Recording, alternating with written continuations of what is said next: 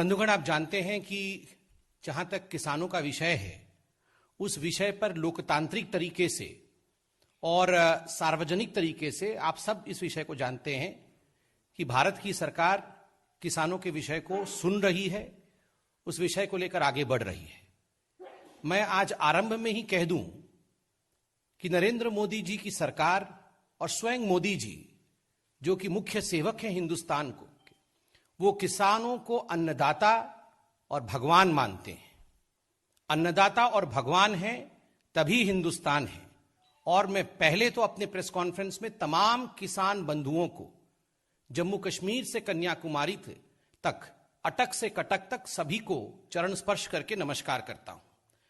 अभी थोड़े समय पहले किसान मंत्री आदरणीय तोमर जी ने भी बहुत महत्वपूर्ण अनाउंसमेंट्स किया है कि किस प्रकार 25 तारीख को सुशासन दिवस के अवसर पर लगभग 18,000 करोड़ रुपए, 9 करोड़ जो किसान बंधु हैं उनके अकाउंट तक पहुंचेंगे। आज हमने यह भी देखा है कि बहुत सारे किसान संगठन भारतीय जनता पार्टी की सरकार ने जो 3 बिल वो लेके आई है उसके समर्थन पे वो उतरी हैं।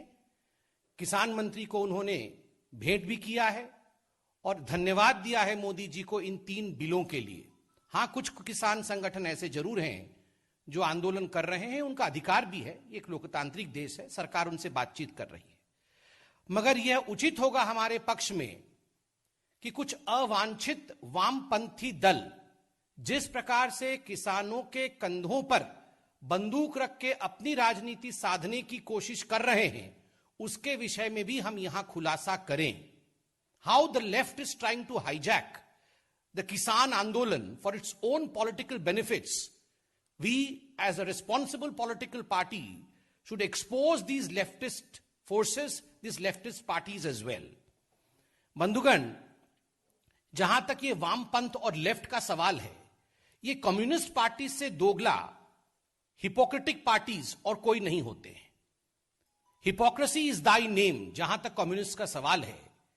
और इन्होंने दोगलेपन में जिस प्रकार से सारे सीमाओं को लांघ दिया है, आज मैं वो फहरिस्त आपके सामने रखूंगा किस प्रकार इन वामपंथियों ने, भिन्न भिन्न संस्थाएं और उनकी सरकारों ने किसानों के ऊपर कई अत्याचार किए हैं।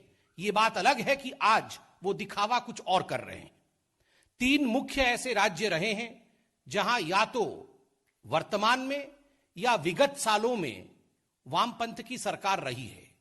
केरल में वर्तमान में भी है, इससे पहले त्रिपुरा में लगभग 25 वर्षों तक, और कलकत्ता अर्थात वेस्ट बंगाल में, कलकत्ता से जहां से कम्युनिस्ट पार्टी रूल करती थी, वहां भी बहुत दीर्घ समय तक, बहुत लंबे समय तक वामपंथियों का सत्ता रहा है। एक एक करके एक एक राज्यों में किस प्रकार से वामपंथियों ने किसानों को ठगा है, आज उसके कच्चे चिट्ठे को हम खोलेंगे। और कुछ ऐसे किसान संगठन जो किसानों के कंधे पर रखकर राजनीतिक बंदूक चलाने की कोशिश कर रहे हैं, उसका भी खुलासा करेंगे। पहले हम केरल की तरफ चलते हैं। बंधुगण, आप देख रहे हैं कि जो स्कैम टेंटेड केरल के मुख्यमंत्री हैं पिनरई विजयन, वो इस पूरे विषय को लेकर सुप्रीम कोर्ट तक जाने की चेष्टा कर रहे थे।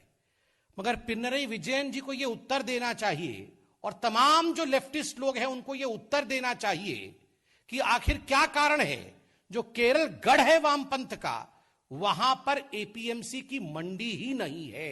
No APMC law in Kerala. Kerala में एपीएमसी का कानून नहीं है।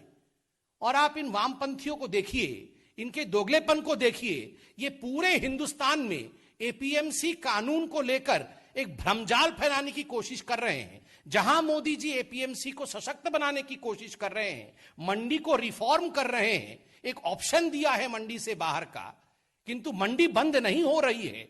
वहीं जहां मंडी नहीं है, जहां एपीएमसी कानून नहीं है, वह राज्य इस पर दोगलापन कर रहा है।